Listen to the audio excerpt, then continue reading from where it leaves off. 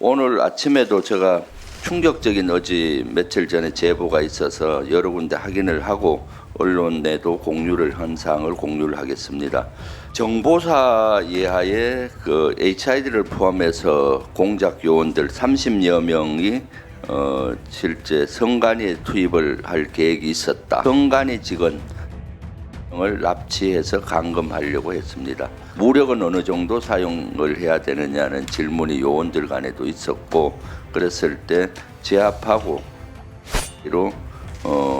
손목과 발목을, 이것은 민주주의의 근간을 흔드는 겁니다. 국가의 근간을 흔드는 이런 일이 자행이 되고 계획이 되고 있었던 것입니다. 다음은 존경하는 김병주 의원님 의견 주시고요. 그 다음에 신장식 의원님, 추미애 의원님 의견 주시겠습니다. 네, 충격적인 내란 12월 3일 비상계엄이 있은 지 2주가 지났는데도 제대로 된 운영위가 열리지 않고 있습니다.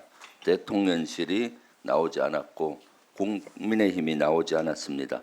이 현장에 나오지 않은 것은 국민의힘은 스스로 내란에 대한 동조당이란 걸 자인한 거라고 봅니다. 또 대통령실 마찬가지입니다.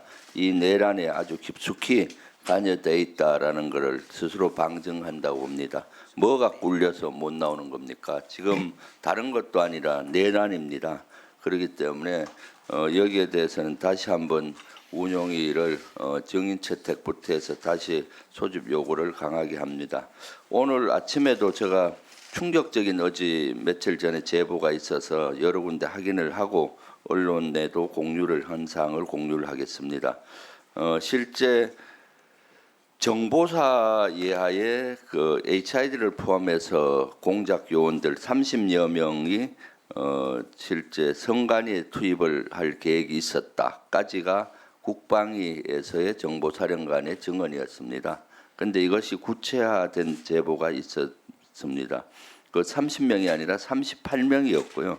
38명은 12월 4일 날 비상계엄이 성공했으면 4일 날 5시에 출동을 해서 아침 5시 40분까지 성관위에 도착을 해서 성관위 직원 30명을 납치해서 감금하려고 했습니다.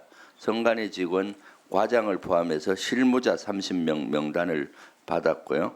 가서 이제 무력으로 제압하고 케이블 타이로 손목을 묶고 발목을 묶고 두건을 씌워서 비원 문속으로 이렇게 이동을 시켜서 감금하려고 했다라는 제보자들, 핵심 제보자들의 증언이 있었습니다. 그리고 일부 요원들은 비원 문속으로 가서 50개 격실을 좀 확인을 해서 그런 사전 준비를 하라고 했습니다. 조금 더 구체적으로 말씀드리면은 12월 3일 날 비상계엄 당일 날 저녁 9시에 정보사 예하에 판교에 있는 모처 부대에서 모여서 실질적으로 정보사령관이 조금 있으면 중요한 인물 주겠다라고 얘기했고 20시 30분 윤석열이 비상계엄을 선포를 하자 이어서 내일 아침 성간이에 가서 성간이 직원 30명을 납치 구금하라는 임무를 줬습니다. 무력은 어느 정도 사용을 해야 되느냐는 질문이 요원들 간에도 있었고, 그랬을 때 제압하고 케이블 타이로 손목과 발목을 묶고 두건을 씌울 정도로 하면 된다라고 얘기를 했습니다. 왜 그렇게 했습니까? 성간이 서버를 확보하는 임무는 다른 팀에서 한 걸로 보이고 성간이 서버에 루트 번호 사진을 찍은 게 보였는데 루트 번호 사진만 있으면은 정보사의 해킹팀이 있다고 하는데 그 해킹팀이 그 내용을 볼 수 있을 정도의 능력이 있을 거라는 제보도 같이 또 다른 제보들이 있었습니다.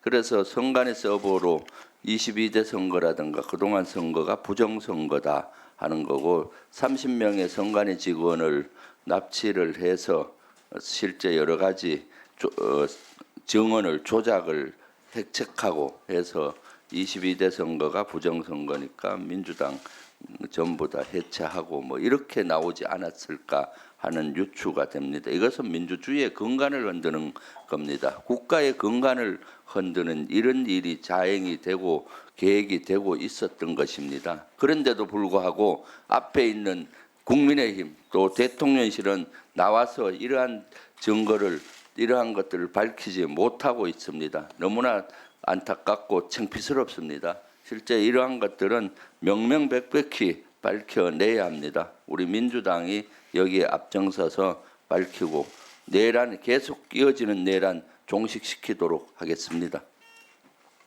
네, 김병주 의원님 수고하셨습니다. 다음은